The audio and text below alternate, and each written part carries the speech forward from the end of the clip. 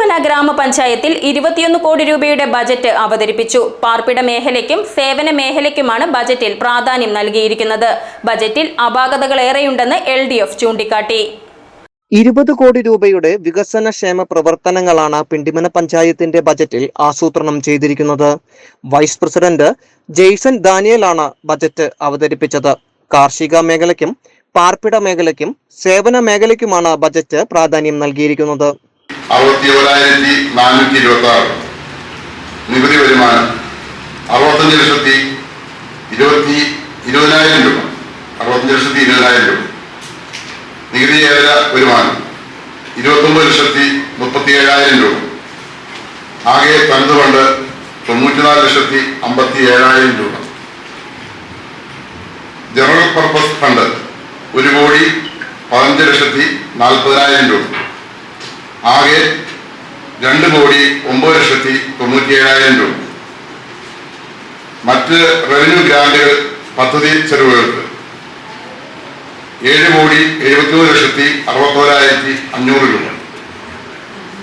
മറ്റ് റവന്യൂ ഗ്രാന്റുകൾ പദ്ധതിയേതര ചെലവുകൾ 5,50,00,000 രൂപ. ആകെ റവന്യൂ വരവുകൾ 15,33,58,500 രൂപ. പഞ്ചായത്തിന്റെ സമഗ്ര വികസനത്തിന് ഉതകുന്നതാണ് ഇത്തവണത്തെ ബജറ്റ് എന്ന് പ്രസിഡന്റ് ജെസി സാജു പറഞ്ഞു. എല്ലാ മേഖലയ്ക്കും അർഹമായ പരിഗണന നൽകിയിട്ടുണ്ട്. ആശുപത്രികളുടെ പ്രവർത്തനം കൂടുതൽ പ്രയോജനപ്രദമാക്കാൻ തീരുമാനമുണ്ട്.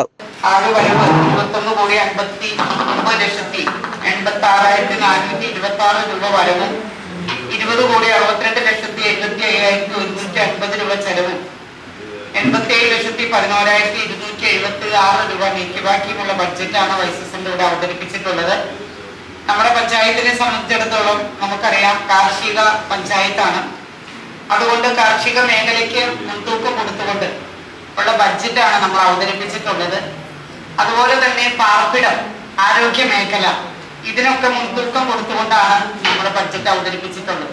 കാർഷിക മേഖലയ്ക്ക് ഏറെ പ്രാധാന്യം കൊടുത്തുകൊണ്ടാണ് നമ്മൾ മുമ്പോട്ട് പോകുന്നത്.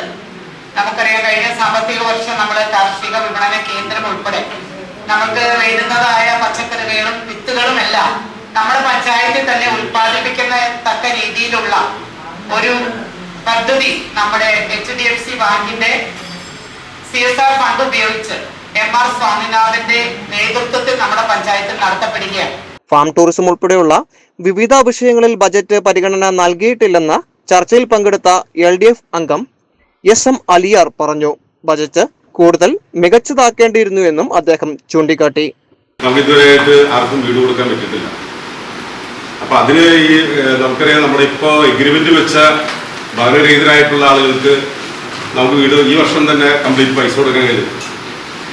അപ്പോൾ ഇതിനകത്ത് എത്ര രൂപ വകയിരുത്തിയിട്ടുണ്ടെന്നുള്ളത് കൃത്യമായിട്ടൊന്ന് പറഞ്ഞു കഴിഞ്ഞാൽ അത് നന്നായിരിക്കും. ഇല്ലെങ്കിൽ അത് മാറ്റം വരുത്തി, നമുക്കറിയാം ഇനിയൊരു അവസരമില്ല പാവപ്പെട്ട ആളുകൾക്ക് വീട് കൊടുക്കാനുള്ളതാണ്.